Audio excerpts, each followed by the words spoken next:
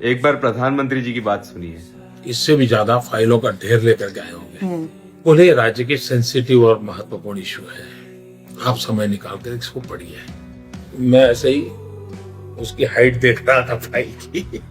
मैं उन फाइलों को ऐसा भी नहीं किया। मेरे मन से आवाज उठी कि ये मैं ऐसे कोई एकेडमिक स्टडी करके सरकार नहीं चला सकता। I can't do that. मैं ऐसे ही कि कागज देखता जाऊंगा तो मेरे बस का रोग नहीं है।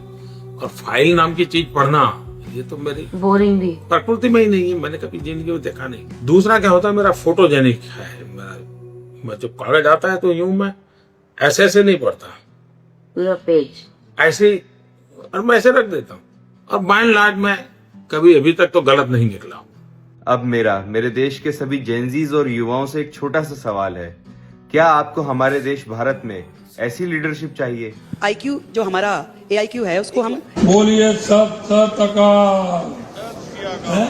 मेरी कोई पढ़ाई वढ़ाई नहीं हुई है दोस्तों, आपको शायद आश्चर्य होगा जान करके। घंटा हो गया है तुम। अगर नहीं तो अब समय आ गया है इस भारत देश की नींव को मजबूत करने का और देश में एक नई ऊर्जा के साथ पढ़ी लिखी लीडरशिप को आगे लाने का। क्योंकि हमें किसी के अशिक्षित होने से दिक्कत नहीं है, लेकिन दिक्कत तब आ जाती है जब उसके अशिक्षित होने के कारण हमारे देश की नीतियां खराब हो। और जब हमारे देश की 28% जनसंख्या युवाओं की है तो लोकसभा और विधानसभा में कुल 2% भी युवा सांसद और विधायक क्यों नहीं है? और इसमें गलती सरकार की नहीं, हम सभी युवाओं और जेनजीज की है। क्योंकि हमने कभी जरूरी ही नहीं समझा कि देश की नीतियां बनाने में युवाओं की भी भागीदारी हो। और इस सरकार की हरकतों से ये साफ झलकता है कि इस सरकार को युवाओं की कोई कदर नहीं है। क्योंकि स्कूल और कॉलेजेस के हालात तो आप सभी ने देख रखे हैं। ना शिक्षा अच्छी है, ना चिकित्सा अच्छी है, ना रोजगार है, ना अधिकार है। आज हर एक बेरोजगार मानसिक रूप से बीमार है। और यहाँ बीमार का मतलब डिप्रेशन और एंग्जाइटी से था।